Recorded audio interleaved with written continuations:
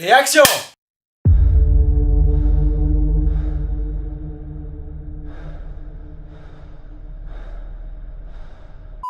Donc comme vous l'avez compris, aujourd'hui on va parler de Sans un bruit ou A Quiet Place dans son titre original, réalisé par John Krasinski. C'est donc le premier long métrage pour John, mais il est également acteur dans ce film, aux côtés de sa conjointe Emily Blunt. Merci pour la bonne nouvelle.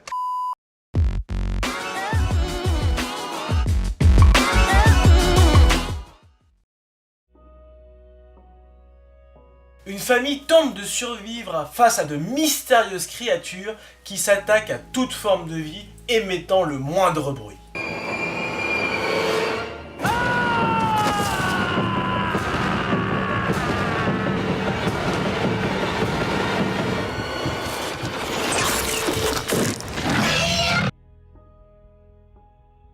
Alors je suis agréablement surpris par ce thriller horrifique qui offre à la fois une histoire originale et vraiment stressante. Donc tout d'abord il faudra souligner cette intrigue qui est vraiment excellente et qui réussit à captiver notre attention jusqu'au dénouement final. En effet, cette menace qui est mortelle et permanente oblige les personnages et donc implicitement les spectateurs à éviter le moindre bruit même dans les activités les plus ordinaires. Et cela faisait assez longtemps, selon moi, qu'un film de monstre n'avait pas engendré un tel stress, une telle tension quasi permanente, voire même de véritables moments de peur.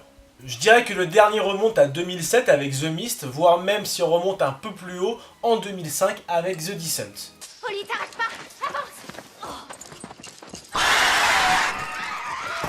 Bref, on a un joli mélange de genres entre le thriller, l'horreur et la science-fiction. D'autre part, la narration qui est pour la plupart du film sans dialogue est véritablement maîtrisée et terrible. En effet, on retrouve les grands principes d'un film muet, à savoir les émotions de tristesse, de colère, voire même de peur et d'amour, au travers de gestes, de regards et de silence. Le tout saupoudré par une touche horrifique, bref, c'est véritablement top.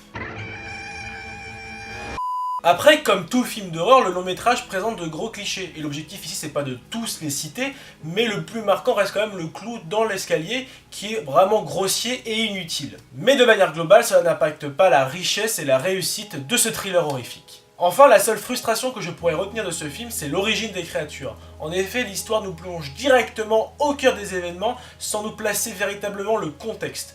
Peut-être que quelques flashbacks auraient pu permettre de combler ce manque.